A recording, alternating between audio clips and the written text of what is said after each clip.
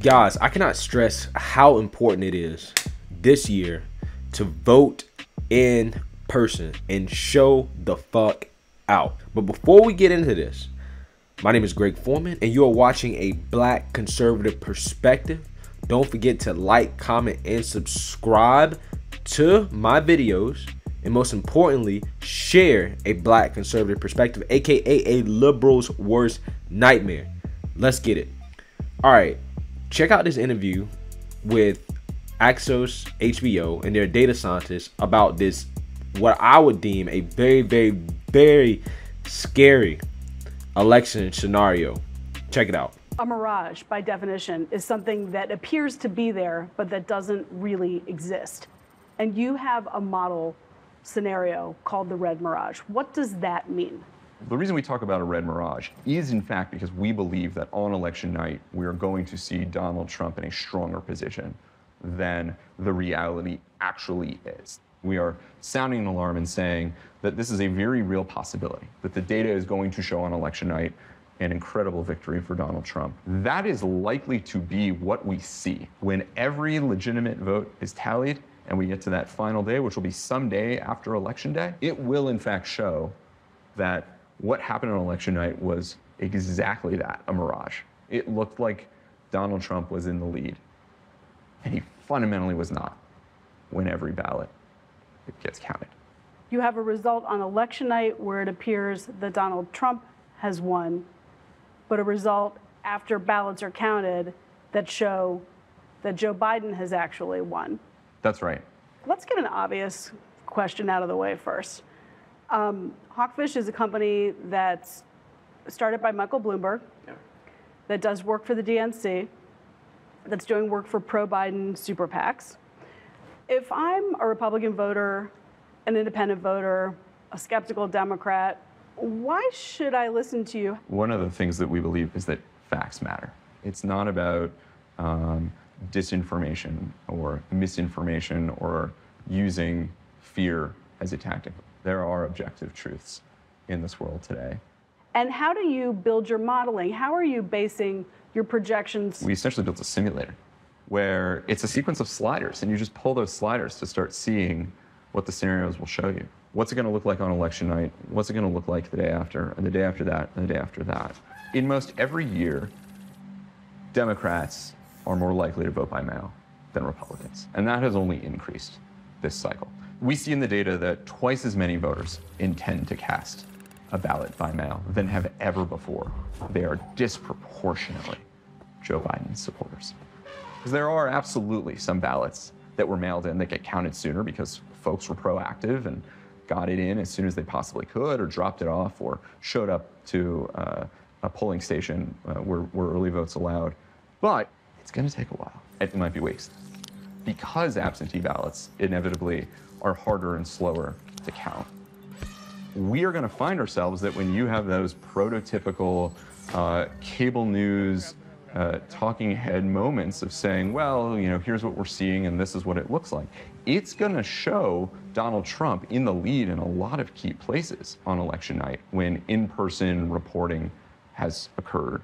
What about California or New York? California is blue, New York is blue, right? Some of the, but Virginia is a really good example of a state that should be blue that turns out red in this moment. On election night. On election night. Okay. So a state like Pennsylvania, Florida, it's in play by just a couple points, and that's what tips it in one direction or another. If you were to essentially average battleground state polling, Joe Biden appears to be ahead by about 8%. And so if you have a number of ballot challenges in a state like that, as big as it is, as large as the population is, as diverse as the population is, it can make a really big difference over those next 10 days. And so when you start accounting for that in your modeling, you see that 8% lead kind of whittle down a little bit more, a little bit more. We might have the results saying something on the evening of November 3rd that it will not say the evening of November 10th. What difference does it make if the results seem to show something on one night, and then several days later, the results show something else? Won't the facts just bear themselves out? I think that's the America we all wish we probably lived in. I think we've got the Trump team who's quite intelligent and sees what's coming, and so we have the president messaging through tweets, through what he said at his rallies and his speeches, this notion of any change from that result on election night, he is signaling they will say means fraud has entered the equation. Wow. That is scary. I mean, I literally, at the end of that, I was like, that is a civil war scenario, right? Like, can you imagine on election night, right? It's conservatives, right?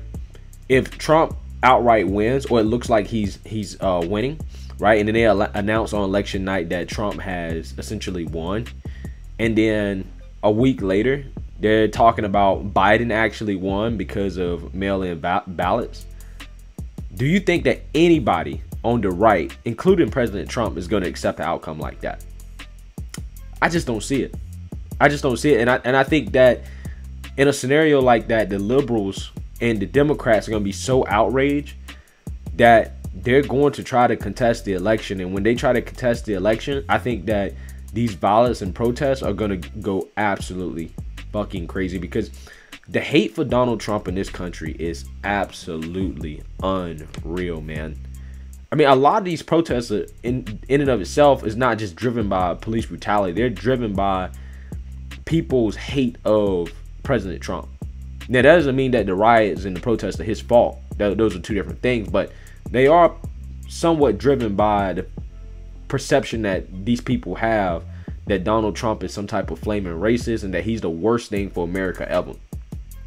Right? So them just imagining another 4 years of President Trump, I don't think they're going to be able to take it, especially in a scenario where it keeps flip-flopping. It keeps flip-flopping. Right? And this is why I think this mail-in ballot thing is just bullshit from the Democrats. Like, this COVID thing has really made this election so much more important and significant than it otherwise would be. And this is not the election for states to just be sending everybody mail-in ballots and going away from the traditional absentee ballot system where you have to request a ballot if you're going to be out of town and you're not going to be in your precinct on the day of the election. When you just sending people ballots and tell them to vote, by mail, and that's not something that you usually do, and you're not used to handling and counting all of those ballots, so many things that go wrong, right? There's so many things that you can contest, right? And my thing is, the Democrats pushing this really, to me, shows that they want this to happen. If Biden doesn't win on election night, right? If Trump wins, they want their backup plan is for Biden to magically start winning a week later, and they can say, well, it was the mail-in votes, right? This is not a Bush Gore 2000 situation, right? This is deeper than that, because as Americans, we've never been more polarized than we are right now in this country. There has never been more hate, in my opinion, than what's going on right now, right? And that's just my opinion. I mean, somebody can challenge me on that, but I think that, again, this is a civil war scenario, right? I think even if the only way that we avoid going into a situation where there's a major civil conflict or possibly civil war, right, is if Trump wins, like, literally in a landslide. Like, he wins so much that there's no way, possible scenario, the Democrats could, come back after election night. And I do believe that can be a possibility. Well, I think that these polls are unreliable, and there's a lot of people who don't want to reveal their support for Trump even to a random pollster because they're afraid of the backlash associated with being a Trump supporter, right? Or even being a conservative, right? So I don't trust the polls.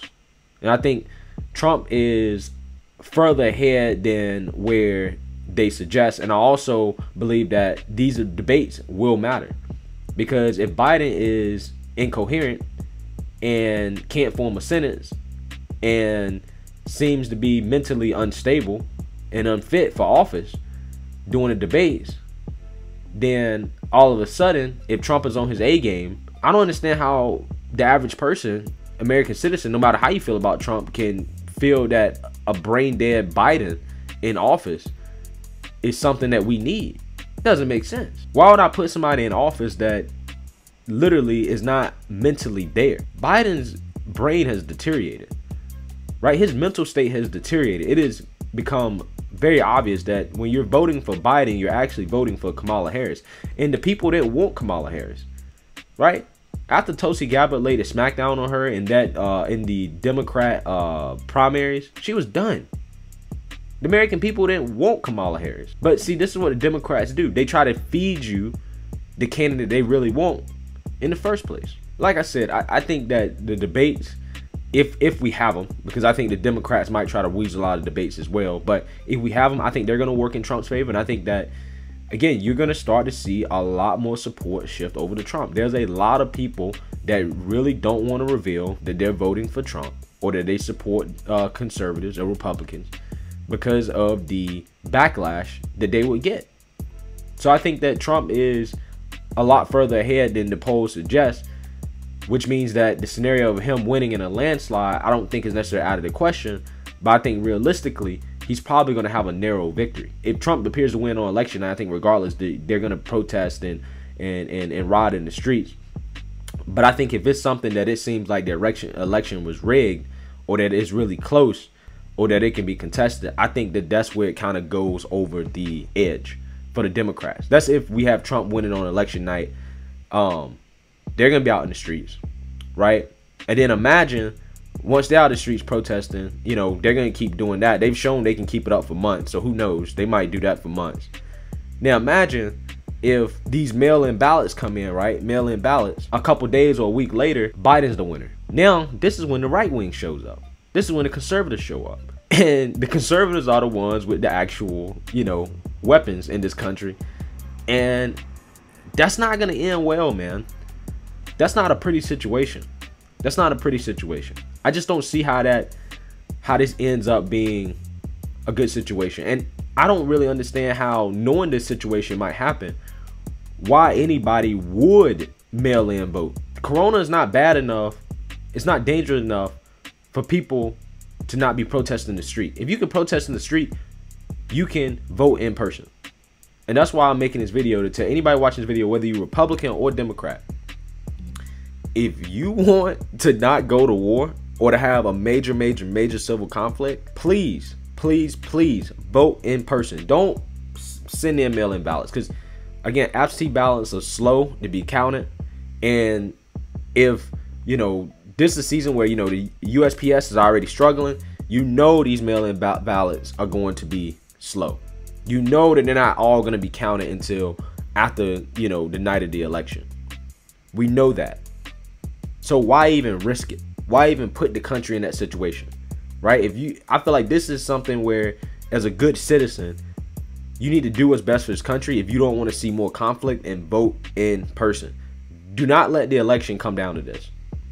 Don't let the election come down to this. That's really the whole point of me making this video, because again, if that scenario occurs that Axios is talking about, which I think is more likely than people think, we're headed for a major civil conflict, if not a civil war, you know, because this country has never been more divided and more polarized. So scary stuff, man. But I'm not trying to be a fear monger. I'm just telling people, vote in person. Don't let it come down to this. That's all I'm saying. So let me know what you guys think. Don't forget to like, comment, and subscribe. And most importantly, share a Black conservative perspective. Peace.